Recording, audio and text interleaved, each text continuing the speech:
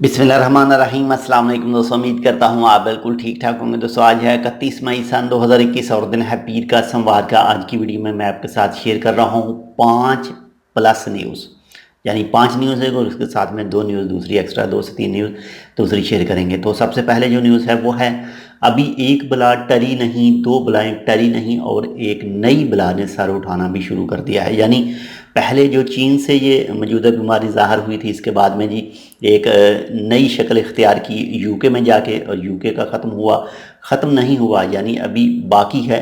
तो उसके बाद में एक इंडिया के अंदर भी एक जरासीम ने अपना सर उठा लिया, और अब कहा जा रहा है कि एक जो यूके का जरासीम है और उसके बाद में जो इंडिया का एक जरासीम है इस मौजूदा बीमारी का, इन दोनों ने मिलकर एक वियतनाम का जो नया इजाद कर लिया है मौजूदा बीमारी का एक जरासीम। और ये भी कहा जा रहा है कि ये दोनों से वो हैवी है, यानी वो इन दोनों से वो ज़्यादा तेज़ी के साथ हवा में फैलता है।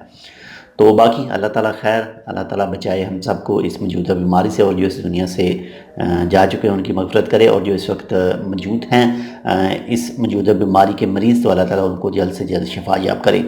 तो इसके बाद में नंबर 2 पर जो न्यूज़ है वो है, बांग्लादेश ने इंडिया की सरहद जो लैंड बॉर्डर है उसको मज़ीद एक्सटेंड कर दिया गया है।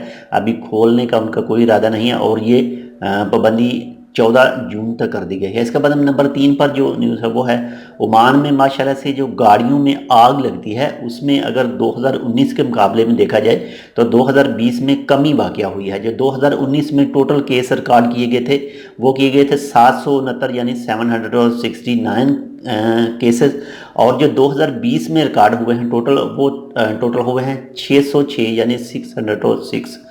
तो इसके बाद में नंबर 4 पर जो न्यूज़ है वो है, ओमान एयर और जो कतर एयरलाइन ने आपस में जो कोड शेयर किया है, यानी टिकट किसी और की होती है, जहाज़ कोई और होता है, तो एक मुल्क से दूसरे मुल्क में जाने के लिए, ज़्यादातर जो ममालिक में जाने के लिए ये एक अच्छी चीज़ है जो कोड शेयर है, तो इसको भी मज़ीद एक्सटेंड किया गया है।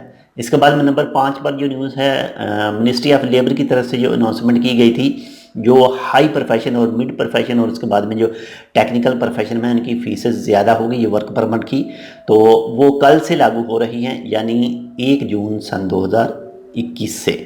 तो बाकी इसकी तफसीली एक जितने भी इसमें प्रोफेशन हैं, हाई लेवल के प्रोफेशन और मिड लेवल के प्रोफेशन, इसकी तफसीली वीडियो आपको कल मिलेगी हमारे इसी चैनल टेक विद उर्दू पर।